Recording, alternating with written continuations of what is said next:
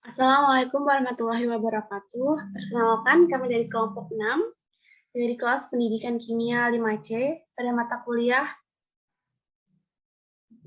Ilmu Pendidikan Islam dengan materi Pendidik dalam Pendidikan Islam.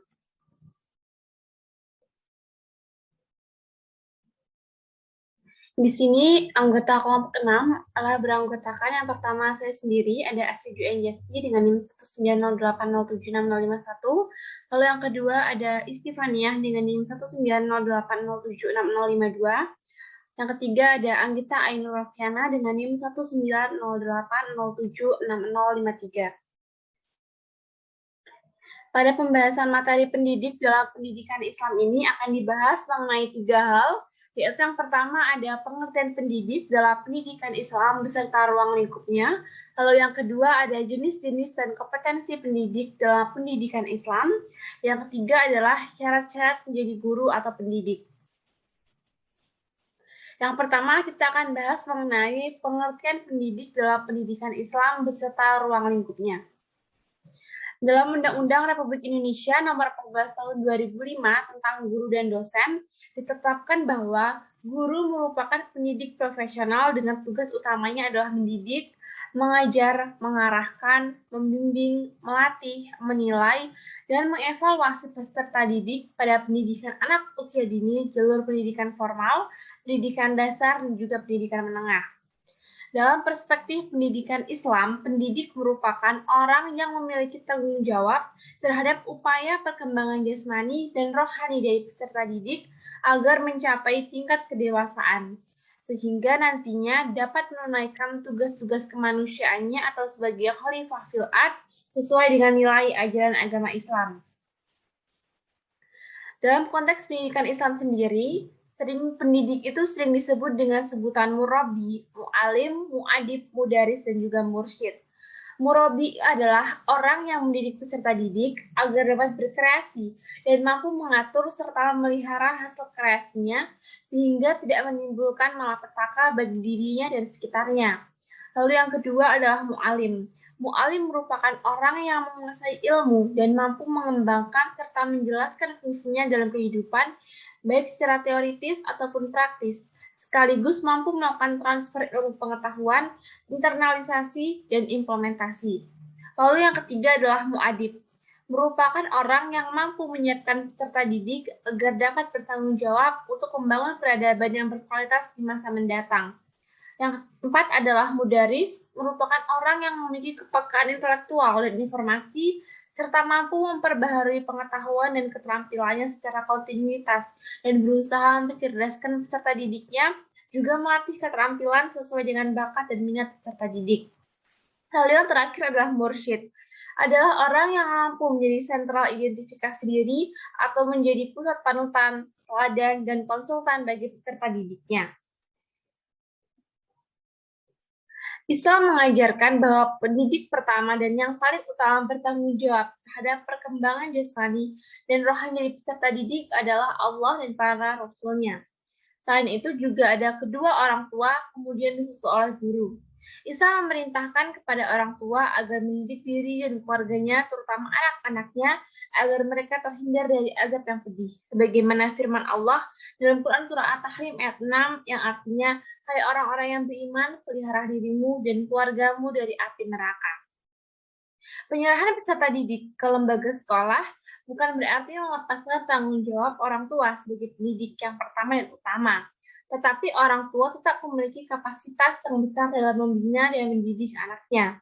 Berkaitan dengan hal tersebut, maka terdapat kerjasama antara sekolah, madrasah, pondok pesantren, serta orang tua, baik dalam perencanaan, pelaksanaan, dan evaluasi pendidikan Islam. Selanjutnya adalah ruang lingkup pendidik dalam pendidikan Islam. Yang pertama mencakup tentang keutamaan pendidik dalam pendidikan Islam. Pendidik adalah orang yang memiliki ilmu pengetahuan. Dan dalam Islam, mendapatkan tempat yang dimuliakan karena Islam sangat menghormati hal demikian. Islam tidak dapat dikembangkan dan dilestarikan tanpa orang yang memiliki ilmu. Penjelasan ini dapat ditemukan dalam Al-Quran Surah Al-Mujadalah ayat 11, di mana Allah meninggikan derajat orang yang beriman dan berilmu pengetahuan. yang artinya dalam Quran surah Al-Mujadalah ayat 11 adalah niscaya Allah akan meninggikan orang-orang yang beriman di antaramu dan orang-orang yang diberi ilmu pengetahuan beberapa derajat. Dan Allah Maha mengetahui apa yang kamu kerjakan. Selanjutnya adalah tugas dan fungsi pendidik dalam pendidikan Islam. Tugas pendidik dalam pendidikan Islam antara lain adalah yang pertama, membimbing si terdidik untuk mencari pengenalan terhadapnya, mengenal kebutuhan, sanggupan, bakat, dan minat. Lalu yang kedua adalah menciptakan situasi untuk pendidikan. Dalam hal ini, situasi pendidikan merupakan keadaan di mana tindakan-tindakan pendidikan dapat berlangsung dengan baik dan hasil yang memuaskan. Harus diingat pula bahwa pendidik merupakan manusia dengan sifat-sifatnya tidak sempurna, sehingga menjadi tugas seorang pendidik untuk selalu meninjau diri sendiri. Selanjutnya adalah fungsi pendidik dalam pendidikan Islam. Berdasarkan pendapat para ahli, banyak fungsi guru atau pendidik yang diperlukan sebagai pendidik, antara lain yaitu sebagai berikut. Yang pertama adalah korektor. Dalam hal ini, pendidik harus dapat membedakan nilai yang baik dan yang buruk. Nilai tersebut harus dapat dipahami dengan baik dalam kehidupan bermasyarakat. Yang kedua ada inspirator. Guru atau pendidik dalam hal ini dapat memberikan pemahaman yang baik bagi kemajuan belajar peserta didik. Guru dapat memberikan petunjuk mengenai cara belajar yang baik, tidak harus didapatkan melalui teori-teori belajar, namun dapat dilakukan dari pengalaman pendidik. Lalu yang ketiga adalah informator. Dalam hal ini, pendidik hendaknya dapat memberikan informasi perkembangan ilmu pengetahuan dan teknologi. Informasi yang baik dan efektif sangat diperlukan dari seorang pendidik. Kesalahan informasi adalah racun bagi peserta didik. Penggunaan bahasa dan bahan yang baik sangat dibutuhkan oleh pendidik untuk dapat menjadi informan yang baik dan efektif. Lalu yang keempat adalah organisator. Dalam bidang ini, pendidik memiliki kegiatan pengelolaan akademik, penyusunan tertib sekolah, menyusun kalender akademik, dan sebagainya. Pengorganisasian ini sangat diperlukan untuk tercapainya efektivitas dan efisiensi belajar dari peserta didik. Yang kelima adalah inisiator. Pendidik dalam hal ini dapat menjadi pencetus ide-ide kemajuan dalam pengajaran. Proses interaksi edukatif yang ada harus diperbaiki sesuai perkembangan ilmu pengetahuan dan teknologi. Lalu selanjutnya, yang keenam adalah pendidik sebagai fasilitator. Pendidik sebaiknya dapat menyediakan fasilitas yang memudahkan kegiatan belajar peserta didik. Fasilitas belajar yang kurang memadai akan menyebabkan peserta didik kesulitan dalam belajar. Lalu yang ketujuh adalah pembimbing. Peranan ini sangat penting karena kehadiran seorang guru di sekolah adalah untuk membimbing peserta didik menjadi manusia dewasa dan membantu peserta didik yang mengalami kesulitan dalam menghadapi perkembangan dirinya. Yang kedelapan adalah supervisor. Pendidik sebaiknya dapat memperbaiki, membantu, dan menilai secara kritis terhadap proses pengajaran. Lalu yang kesembilan atau yang terakhir adalah evaluator. Pendidik dalam hal ini dituntut untuk menjadi seorang evaluator yang baik dan jujur, dengan memberikan penilaian yang menyentuh aspek ekstrinsik dan juga intrinsik dari peserta didik tersebut.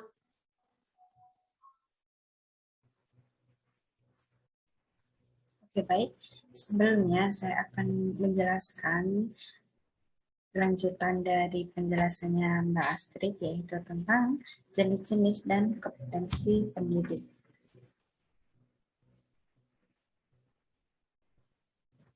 Nah, untuk jenis-jenis pendidikan. Nah, sebelum kita masuk ke jenis-jenis pendidikan, kita akan mengetahui nih, apa sih arti pendidikan itu.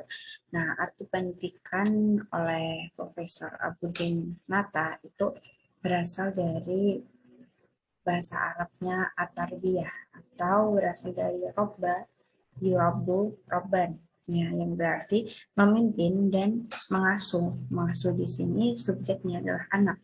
Dengan makna istilah itu proses menumbuhkan dan mengembangkan aspek fisik, aspek intelektual, aspek sosial, aspek sikap, dan aspek lainnya pada peserta didik sehingga peserta didik dapat tumbuh dalam ruang pendidikan secara optimal. Nah, di sini pendidikan ada 3. Nah, kita tidak asing ya dengan pendidikan formal, pendidikan non formal gitu. Nah, padahal ada 3 nih, yaitu formal, informal, dan non formal. Nah, kita beralih ke pendidikan formal. pendidikan formal atau pendidikan yang baku adalah pendidikan yang dilaksanakan di sekolah maupun madrasah yang diikat dengan suatu ketentuan atau aturan yang sistematis. Nah, pendidikan formal ini memiliki jenjang usia dan jenjang formal seperti tingkat dasar, tingkat menengah, perguruan tinggi, dan lain sebagainya gitu. Nah, pendidikan formal ini yang kita mengetahui itu mencakup 3 aspek atau cakupan materi sebagai bahan pertimbangan ya, bahan pendidikan, yaitu pengetahuan, keterampilan, dan sikap. Nah, kedua itu ada pendidikan informal. Pendidikan informal adalah pendidikan yang dilaksanakan di rumah tangga atau tidak ada jenjang struktural, di mana orang tua menjadi tanggung jawab penuh untuk anaknya. Nah, dari kalimat ini bisa kita simpulkan ya bahwa pendidikan informal adalah pendidikan yang pertama kali kita dapat pada anak itu, pertama kali kita dapat oleh orang tua. Nah, pendidikan informal ini itu bersumber dari kehidupan sehari-hari atau dari pengalaman gitu. Nah, pengaruh dari lingkungan sendiri itu juga termasuk pendidikan informal. Jadi di sini itu setiap orang tua itu wajib memberikan pengetahuan, keterampilan, dan sikap itu yang bersumber dari kehidupan sehari-hari. Oke, sekarang ke pendidikan non formal. Pendidikan non formal adalah pendidikan yang dilaksanakan di dalam masyarakat. Pendidikan ini terkadang memiliki jenjang struktural seperti organisasi, komunitas, bimbingan belajar, dan lain sebagainya itu. Nah, beralih ke jenis-jenis pendidik. Jenis pendidik ada 2, ada 3, yaitu pendidik tetap, pendidik umum, dan pendidik khusus. Pendidik tetap adalah pendidik yang mengajarkan Al-Quran kepada peserta didik.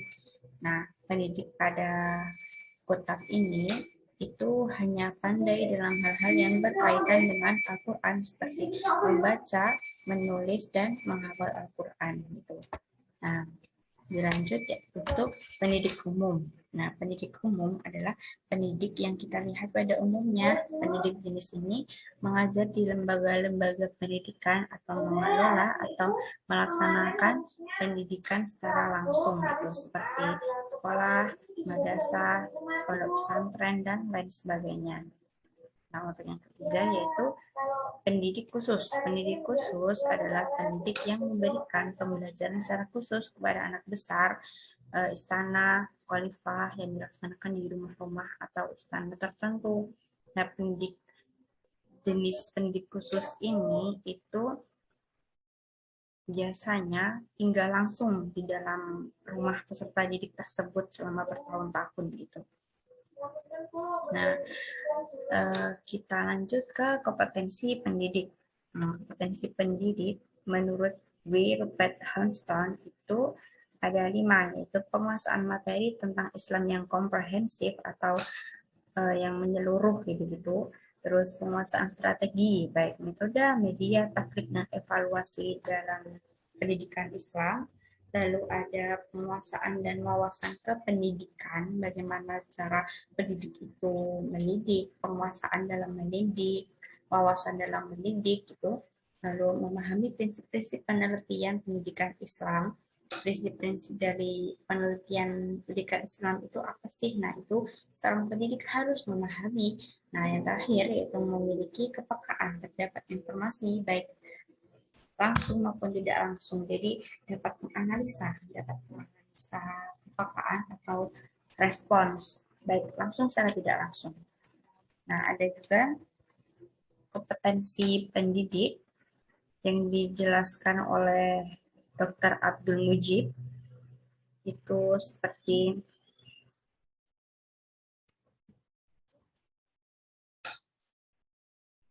kompetensi personal religius. Kompetensi personal religius itu kayak nilai-nilai yang telah melekat tentang agama, misalnya kejujuran, amanah, tablik, dan lain-lain. Nah, lalu ada kompetensi sosial religius. Nah, itu kepedulian terhadap masalah-masalah tertentu yang selaras dengan Islam. yang termasuk sosial dan lingkungan tentunya ya. Lalu ada kompetensi profesional religius, itu menjalankan tugas secara profesional, tidak mempercampur adukan antara kepentingan personal dan kepentingan kelompok atau kepentingan perusahaan lainnya gitu. Nah, untuk kompetensi pedagogik religius itu penguasaan gaya pembelajaran dalam pendidikan Islam. Gitu. Nah, untuk lebih jelasnya, materi selanjutnya akan dipresentasikan oleh Mbak Andika.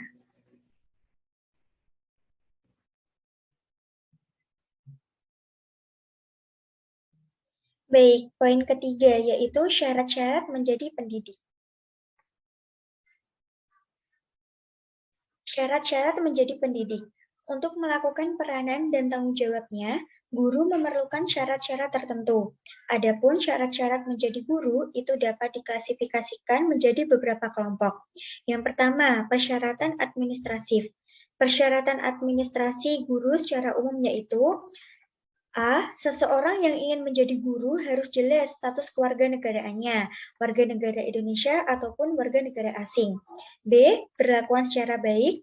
Budi pekerti sangat penting baik dalam proses pembentukan watak para murid. C. Mengajukan permohonan untuk menjadi seorang guru. Dan yang terakhir, D. Umur. Jadi, sebagai seorang pendidik, itu umurnya sekurang-kurangnya umur 18 tahun. Yang kedua, persyaratan teknis. A. Guru memiliki ijazah. Yang dimaksud ijazah di sini adalah ijazah dapat berwenang untuk menjalankan tugas sebagai seorang guru di suatu sekolah tertentu. B. Pendidikan guru yang disesuaikan dengan tingkatan lembaga pendidikan, jurusan, program studi, tempat mengajar, dan mata pelajaran yang diajarkan. C. Terampil mendesain program pengajaran serta memiliki motivasi dan cita-cita memajukan pendidikan. Nomor 3, persyaratan psikis. Sehat rohani, dewasa dalam berpikir dan bertindak, mampu mengendalikan emosi, sabar, ramah, dan sopan, memiliki jiwa kepemimpinan, konsekuen, dan berani bertanggung jawab, berani berkorban, dan memiliki jiwa pengabdian, bersifat pragmatis dan realistis, memiliki pandangan yang mendasar dan filosofis, mematuhi norma dan nilai yang berlaku, serta memiliki semangat membangun. Yang keempat, persyaratan fisik. Persyaratan fisik seorang guru antara lain, A. Harus sehat aspek jasmani, artinya berbadan sehat, tidak cacat tubuh yang dapat mengganggu pekerjaannya, tidak buta warna, dan bagus pendengarannya.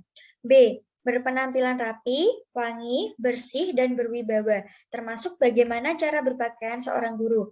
Karena disebabkan posisi guru termasuk trend center kegiatan pembelajaran, sehingga memungkinkan untuk dilihat atau diamati bahkan dinilai oleh para peserta didiknya. Nah, menurut Umar Hamalik yang dikutip dalam bukunya oleh Ngainun Naim, ada beberapa persyaratan untuk menjadi seorang guru, yaitu yang pertama, harus memiliki bakat seorang guru. Kedua, harus memiliki keahlian seorang guru. Ketiga, memiliki kepribadian yang baik dan terintegrasi. Keempat, memiliki pengalaman dan pengetahuan yang luas. Kelima, guru adalah manusia berjiwa Pancasila. Dan terakhir, keenam, guru adalah seorang warga negara yang baik. Dalam Undang-Undang Nomor 20 Tahun 2003 dan Peraturan Pemerintah RI Nomor 19 Tahun 2005 Bab 6 tentang Standar Pendidik dan Tenaga Kependidikan Pasal 28, syarat-syarat guru diantaranya. Yang pertama, pendidik harus memiliki kualifikasi akademik dan kompetensi sebagai agen pembelajaran, sehat jasmani dan rohani, serta memiliki kemampuan untuk mewujudkan tujuan pendidikan nasional. Kedua, kualifikasi akademik sebagaimana dimaksud pada ayat 1 adalah tingkat pendidikan minimal yang harus dipenuhi oleh seorang pendidik yang dibuktikan dengan ijazah atau sertifikat keahlian yang relevan sesuai ketentuan perundang-undangan yang berlaku. Ketiga, kompetensi sebagai agen pembelajaran pada jenjang pendidikan, dasar dan menengah, serta pendidikan anak usia dini. Baik, untuk kesimpulan dari PPT kami, Dalam Kamus Besar Bahasa Indonesia dikatakan bahwa pendidik merupakan orang yang mendidik. Sedangkan di dalam Undang-Undang RI Nomor 14 Tahun 2005 tentang guru dan dosen ditetapkan bahwa guru adalah pendidik profesional dengan tugas utama mendidik, mengajar, mengarahkan, membimbing, melatih, menilai, dan mengevaluasi peserta didik pada pendidikan anak usia dini, jalur pendidikan formal, pendidikan dasar, dan pendidikan menengah. Namun, Profesor Abudin Nata menuangkan pengertian pendidikan dalam bukunya sebagai at-tarbiyah yang berasal dari robba, yarobu, robban, yang berarti memimpin dan mengasuh anak dengan makna istilah yaitu proses menumbuhkan dan mengembangkan aspek fisik, intelektual, sosial, sikap, dan lain-lain kepada peserta didik sehingga peserta didik dapat tumbuh dalam ruang pendidikan secara optimal. Makna dari definisi pendidik dan pendidikan sangat luas cakupnya, sehingga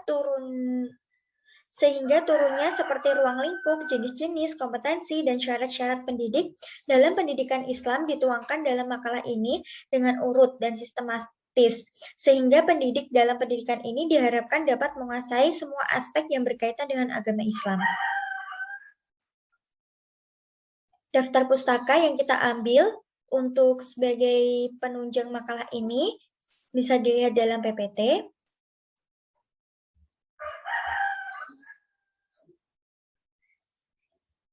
Baik, sekian dari kelompok kami. Mohon maaf apabila ada salah kata yang disengaja maupun tidak disengaja. Saya akhiri. Wassalamualaikum warahmatullahi wabarakatuh.